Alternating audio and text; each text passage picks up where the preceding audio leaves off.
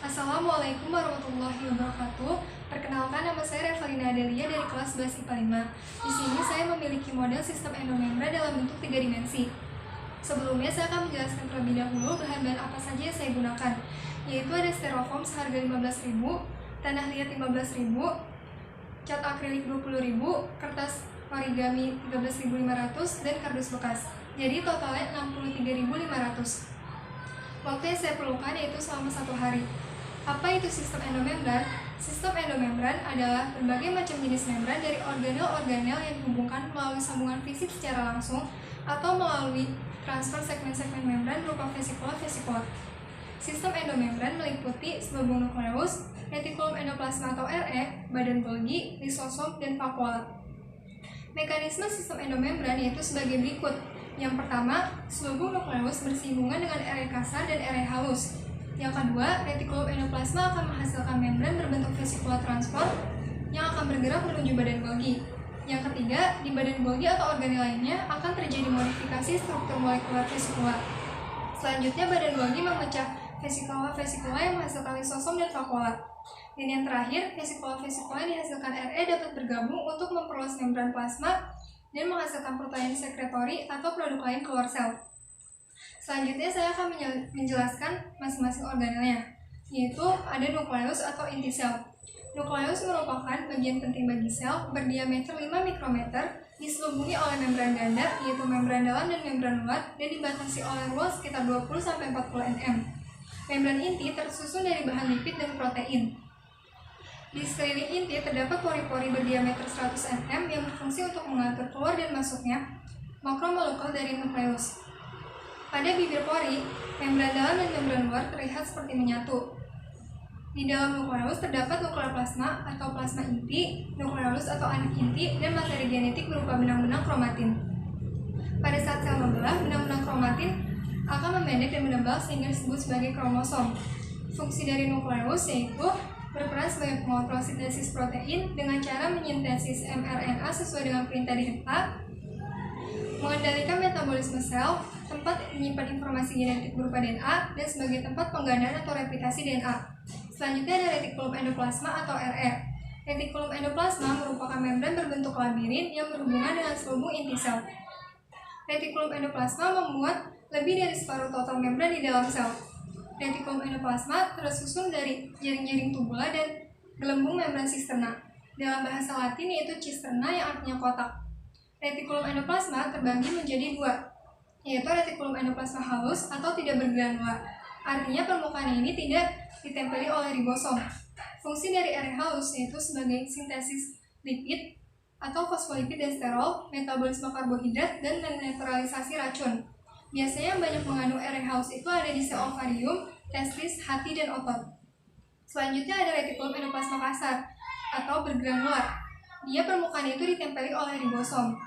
Fungsi dari RE kasar ini yaitu membentuk fosfolipid membrannya sendiri dan sintesis protein sekretori, misalnya pada glikoprotein dan hormon insulin di dalam sel pankreas. Protein sekretori yang keluar dari RE akan dibungkus oleh membran vesikola. Vesikola tersebut kemudian akan berpindah ke bagian sel lainnya, misalnya pada badan Golgi, sehingga disebut sebagai vesikola transport. Selanjutnya ada badan Golgi. Badan Golgi ditemukan pertama kali oleh Camillo Golgi pada tahun 1858 di dalam sel-sel kelenjar. Badan Golgi terdiri atas tumpukan kantong membran pipis sisterna dan vesikola-vesikola. Badan Golgi berperan sebagai pusat produksi, pergudangan, penyortiran, dan pengiriman produk sel. Materi dalam vesikola transport dari RE dapat diterima oleh badan Golgi untuk dimodifikasi, disimpan, dan pada akhirnya dikirim ke permukaan sel atau untuk tujuan lain. Badan Golgi pada sel tumbuhan disebut sebagai nukleosom. Pada sel hewan, badan Golgi terdiri dari 10-20 badan Golgi. Sementara pada sel tumbuhan bisa mengandung ratusan badan Golgi. Sementara di dalam sel-sel sekretori, misalnya pada kelenjar pencernaan dan kelenjar air mata, itu menghasilkan badan Golgi dengan jumlah yang lebih banyak. Fungsi dari badan Golgi yaitu berperan sebagai sekresi atau membentuk vesikola yang menghasilkan enzim sekresi, membuat makromolekul yaitu pada polisakarida dan asam hyaluronat atau enzim lengket pada sel-sel hewan, membentuk akrosom pada spermatozoa yang menghasilkan enzim pemecah selubung sel telur, membentuk membran plasma dari vesikula-vesikula yang dilepaskan, dan membentuk dinding sel pada sel tumbuhan. Selanjutnya ada lisosom. Lisosom merupakan organel kecil berdiameter 0,1 mikrometer, berbentuk seperti kantong atau vesikel dan diselubungi oleh membran tunggal. Lisosom mengandung enzim hidrolitik yang mencerna makromolekul. Contohnya itu enzim nuklease yang menghidrolisis asam nukleat, enzim protease yang menghidrolisis protein, dan enzim lipase yang menghidrolisis lipid. Lisosom dibuat di RE kasar, kemudian ditransfer dan proses lebih lanjut di badan Golgi. Fungsi dari lisosom yaitu berperan pada pencernaan intrasel, berperan pada proses fagositosis dengan cara menelan dan mencerna partikel yang lebih kecil, misalnya pada organisme uniselular pada amoeba, pada manusia yaitu sel makrofag, mafagositosis, kuman atau bakteri penyakit lainnya. Kemudian autofag atau menelan dan mendaur ulang organel yang rusak. Kemudian yang terakhir adalah autolisis, yaitu perusakan organel secara sendiri dengan mengeluarkan semua isi lisosom. Contoh dari autolisis ini adalah peristiwa hilangnya ekor katak pada saat metamorfosis.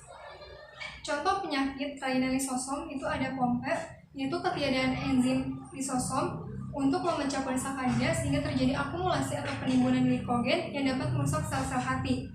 Dan ada juga Tay-Sachs, yaitu enzim pencerna lipid inaktif atau hilang sehingga terjadi penimbunan lipid yang dapat merusak otak. Kemudian yang terakhir adalah vakuola.